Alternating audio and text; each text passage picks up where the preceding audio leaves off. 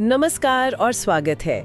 आज हम एक ऐसे मामले पर बात करने वाले हैं जिसमें सुरक्षा, राजनीति और विदेश यात्राएं सब आपस में उलझे हुए लगते हैं। जी। मामला जुड़ा है कांग्रेस नेता राहुल गांधी की हाल की विदेश यात्राओं और उससे उठे विवाद से।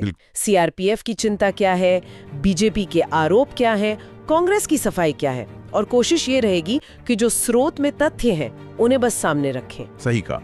मतलब हम यहाँ कोई पक्ष नहीं ले रहे, बस जो स्रोत हमें बता रहा है उसे समझने और समझाने की कोशिश कर रहे हैं कि ये जो सुरक्षा प्रोटोकॉल का मामला है, निजी बनाम सार्वजनिक जीवन का सवाल है और ये राजनीतिक खींचतान, ये सब कैसे जुड़ा है।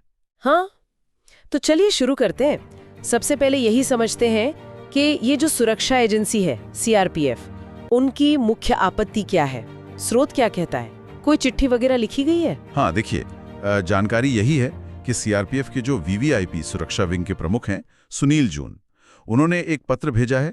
अच्छा। लोकसभा में नेता प्रतिपक्ष राहुल गांधी को और कांग्रेस अध्यक्ष मल्लिकार्जुन खड़गे को भी। और इस पत्र का जो मुख्य बिंदु है वो है राहुल गांधी द्वारा सुरक्षा प्रोटोकॉल का कथित उल्लंघन। उल्लंघन? किस तरह का उल्लंघन बता रहा है स्रोत? कोई खास नियम है जिसका जिक्र है? जी, स्रोत के अनुसार जो मुख्य आपत्ति है वो येलो बुक में दिए गए नियमों को लेकर है। येलो बुक, ये क्या चीज है? देखिए, ये येलो बुक जो है वो असल में वीवीआईपी सुरक्षा के लिए जो तय नियम और प्रक्रियाएं होती हैं उसकी एक तरह से आधिकारिक गाइडलाइन है।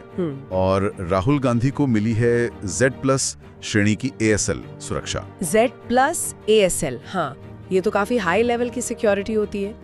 तो इस येलो बुक के कौन से नियम का पालन नहीं हुआ, ऐसा कहा जा रहा है? स्रोत ये बताता है कि नियम ये है कि जिस व्यक्ति को Z+ ASL सुरक्षा मिली है उसे अगर विदेश यात्रा पर जाना है तो कम से कम 15 दिन पहले 15 दिन पहले? हाँ, 15 दिन पहले सीआरपीएफ को बताना होता है। आरोप यही है कि राहुल गांधी ने इस नियम का पालन नहीं किया। 15 दिन पहले सूचना देना, इसके पीछे कोई खास वजह होती होगी, मतलब सुरक्षा के लिहाज से? बिल्कुल, ये सिर्फ कोई कागजी कार्रवाई नहीं है।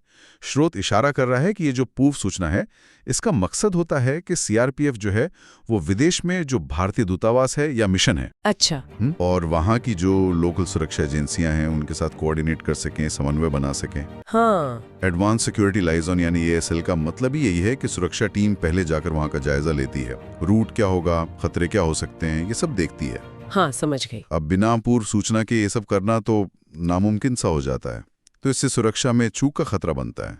सही बात है। तो ये सिर्फ एक फॉर्मेलिटी नहीं है, ये असल सुरक्षा व्यवस्था से जुड़ा मामला है।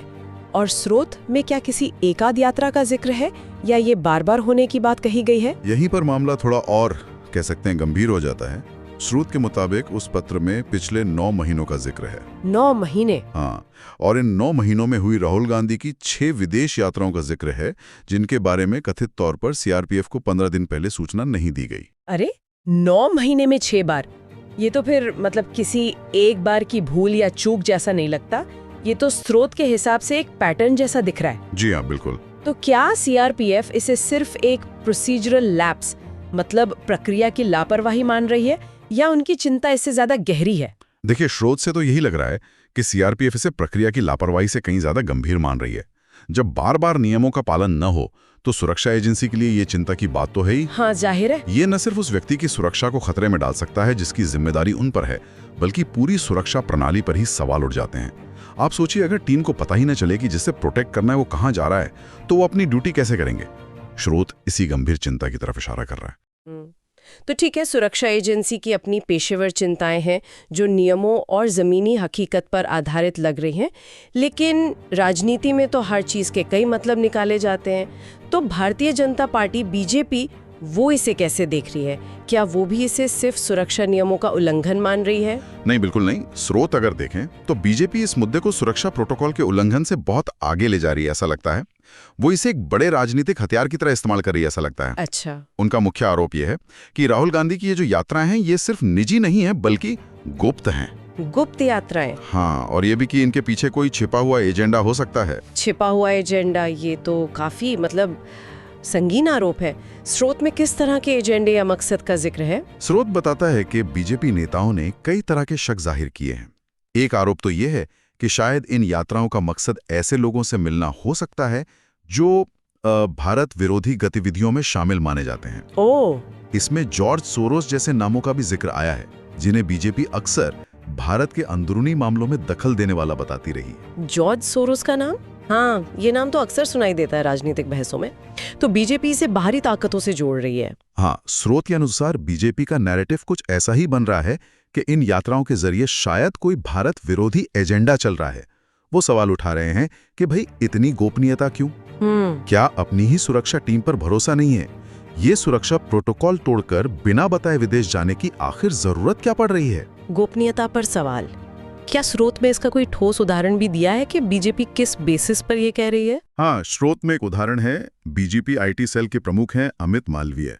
उनके 6 सितंबर के एक एक्स पोस्ट का हवाला है।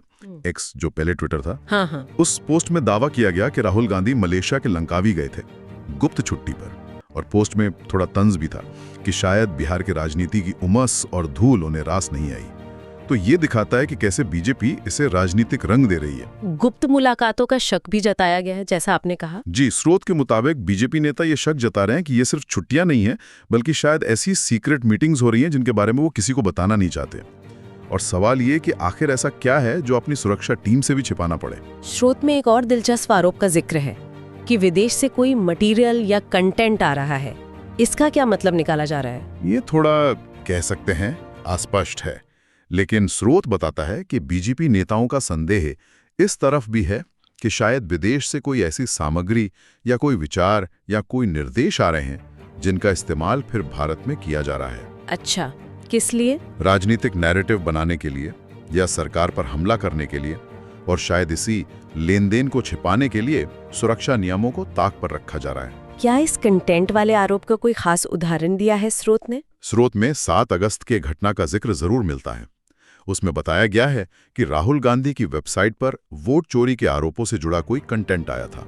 वोट चोरी? हाँ, और बीजेपी नेताओं ने तब दावा किया कि इस कंटेंट का म्यांमार कनेक्शन है, और सवाल उठाया कि डायलॉग राहुल का, लेकिन क्या स्क्रिप्ट विदेश की है? Myanmar connection? हाँ, हालांकि स्रोत ये साफ नहीं करता कि इस दावे का आधार क्या था या वो कंटेंट क्या था, पर यह दिखाता है कि बीजेपी कैसे इन यात्राओं को राहुल गांधी के राजनीतिक बयानों और दूसरी एक्टिविटीज से जोड़ने की कोशिश कर रही है। तो मतलब ये सिर्फ यात्राओं तक ही सीमित नहीं है, बीजेपी इसे राहुल गांधी के पूरे पॉलिटिकल स्टैंड से जोड़ रही है। बिल्कुल, स्रोत साफ इशारा कर रहा है कि बीजेपी इसे एक पैटर्न की तरह देख रही है। उनका कहना है कि पहली बार नहीं है जब राहुल गांधी पर आरोप लगा है कि वो भारत की संवैधानिक संस्थाओं पर सवाल उठाने के लिए विदेशी प्रेरणा लेते हैं। और सीआरपीएफ की ये जो चिट्ठी आई है, स्रोत के मुताबिक उसने बीजेपी के इन आरोपों को जैसे एक और मजबूती दे दी है। तो अब वो पारदर्शिता, राष्ट्रीय हित और सुरक्षा नियमों के पालन का मुद्दा जोर शोर से उठा रहे हैं। स्रोत में इन यात्राओं के समय को लेकर भी कुछ कहा गया है, टाइमिंग पर भी सवाल है। हाँ, एक और पॉइंट जो बीजेपी उठा रही है, जैसा स्रोत बताता है, वो है इन यात्राओं की टाइमिंग। कहा जा रहा है कि अक्सर जब देश में, खासकर उत्तर भारत में कोई संकट होता है, जैसे मान लीजिए पंजाब या हिमाचल में कोई आपदा आ गई, तब राहुल गांधी विदेश यात्रा पर होते हैं। अच्छा। हिमाचल का जिक्र इसलिए भी अहम हो जाता है क्योंकि वहां तो कांग्रेस की अपनी सरकार है। तो सवाल ये उठाया जा रहा है कि ऐसे मुश्किल समय में उनकी प्राथमिकता क्या होनी चाहिए। ठीक है, तो हमने सीआरपीएफ की सुरक्षा वाली चिंताएं समझी और बीजेपी के राजनीतिक आरोपों का दायरा भी देखा जो स्रोत में दर्ज है। अब तीसरा एंगल देखते हैं कांग्रेस पार्टी का। उनका क्या कहना है सब पर? स्रोत उनके पक्ष को कैसे रखता है? स्रोत के अनुसार कांग्रेस का जो रुख है वो बीजेपी के आरोपों से बिल्कुल कह सकते हैं 180 डिग्री अलग है। उनका मुख्य और लगातार तर्क यही है कि ये राहुल गांधी के निजी दौरे थे, प्राइवेट विजिट्स। निजी दौरे? इस तर्क का आधार क्या बताया जा रहा है स्रोत में? क्या सफाई दे रहे हैं वो? स्रोत में कांग्रेस नेताओं के हवाले से ये बताया गया है कि ये जो यात्राएं थीं, ये उनके दोस्तों ने या परिचितों ने या समर्थकों ने आयोजित की थी। ये उनकी कोई ऑफिशियल या राजनीतिक यात्राएं नहीं थी। अच्छा।